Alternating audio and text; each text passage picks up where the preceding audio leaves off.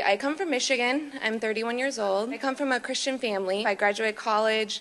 I then worked at a bank. I worked at a bank and I was dealing with interest on a day-to-day basis, and something told me to quit. Something within me was like, this is not right. I'm not supposed to be doing this. Obviously now I know what it was, but at the time I could not explain it. And I just knew I was not doing what I was supposed to be doing. I was on the wrong path. I asked her these questions, and I was like, just generic questions that I get all the time. She opened up my eyes, and she was like, you're Christian, right? I'm like, yeah. She's like, well, you know, it's in the Bible that it says, it's in Corinthians chapter 11, verse 6, that you are supposed to wear the hijab. I was like, really? She's like, just look around and look at the magazine aisle. Nothing is sold without a woman's body being put next to it. And I remember her saying, she's like, you can't even sell a bag of chips without having a naked woman next to it. I went home. I looked up her verse, the verse in the Bible. I was like, wow, this is really there. When I read the Bible's verse about hijab, it was actually very demeaning for women.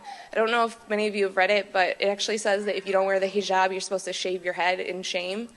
And that seemed to me a very demeaning way. But then I knew I was going to become Muslim. So then I'm like, I'm not ready to take my shahada, but I'm ready to put my hijab on. So I actually put the hijab on before I took my shahada. And I didn't put it on full time. Traveled to New York and I decided to put it on just because I felt comfortable. I felt like I would blend in, like I wouldn't stand out. But then I remember flying back and I remember going to class. And I remember just being so nervous. And alhamdulillah, like I got through it, and everybody, you have to answer to everybody, why are you wearing that? Because you come in and you're not wearing it. And I know it's minuscule now, but alhamdulillah, I'm so proud to wear my hijab now, but at the time it's so hard. You know, you have to explain to everybody. And I did it, but it took so much strength.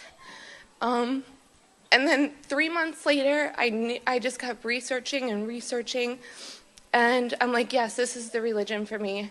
I'm ready to do this.